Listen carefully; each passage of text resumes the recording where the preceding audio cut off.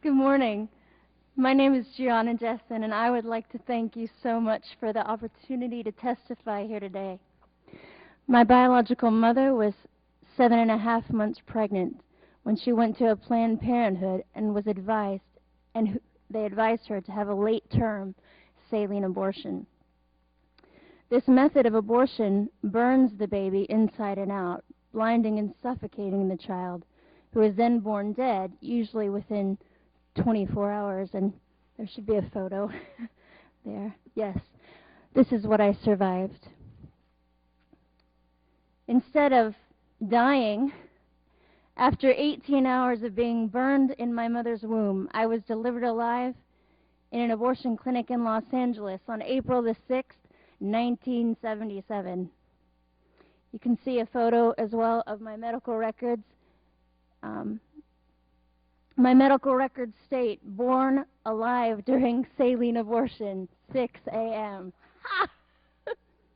Victory. Thankfully, the abortionist was not at work yet. Had he been there, he would have ended my life with strangulation, suffocation, or leaving me there to die. Instead, a nurse called an ambulance, and I was rushed to a hospital. Doctors did not expect me to live. I did. I was later diagnosed with cerebral palsy, which was caused by a lack of oxygen to my brain while surviving an abortion. I was never supposed to hold up my head or walk. I do. And cerebral palsy, ladies and gentlemen, is a tremendous gift to me. I was eventually placed in foster care and later adopted. And hear me clearly, I forgive my biological mother. Within the first year after my birth, I was used as an expert witness in a case where an abortionist had been caught strangling a child to death after being born alive. Margaret Sanger, the founder of Planned Parenthood, said the following: "The most merciful thing that a large family does to one of its infant members is to kill it." Planned Parenthood is not ashamed of what they have done or continue to do, but we will have to give an account as a nation before God for our apathy and for the murder of over 50 million children in the womb. Every time we falter in courage as individuals and fail to confront this evil, I wonder how many lives have been lost in our silence while we make sure we are lauded among men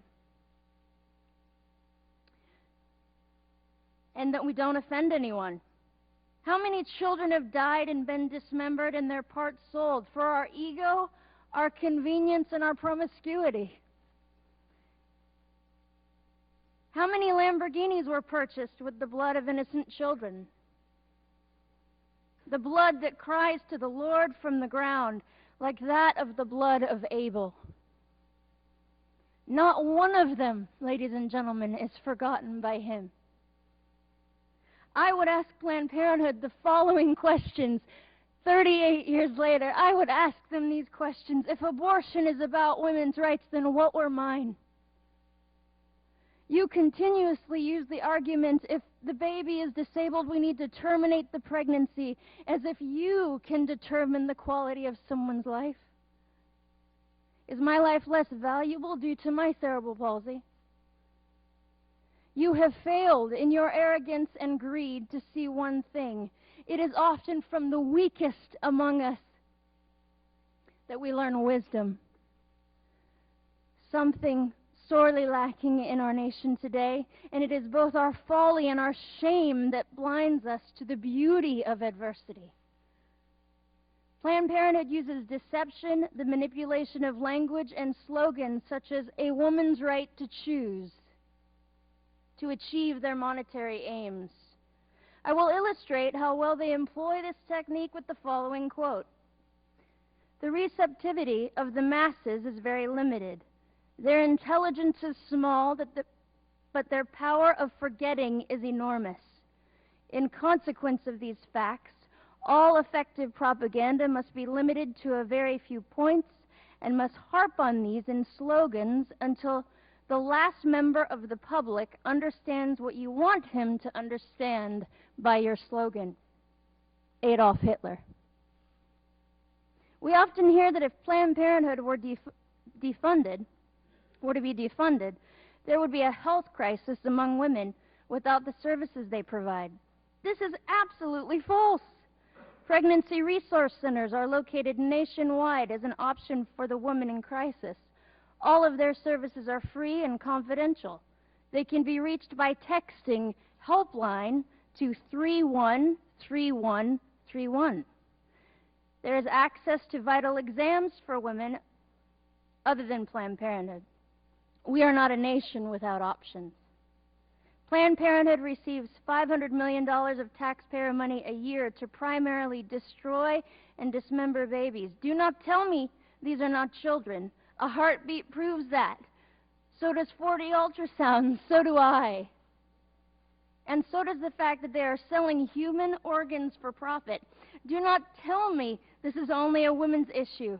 It takes both a man and a woman to create a child. And to that point, I wish to speak to the men listening to me. You are made for greatness. You were born to defend women and children, not to use and abandon us, nor sit idly by while you know we are being harmed, and I am asking you to be brave. In conclusion, let me say, I am alive because of the power of Jesus Christ alone, in whom I live, move, and have my being. Without him, I would have nothing, and with him, I have all. Thank you.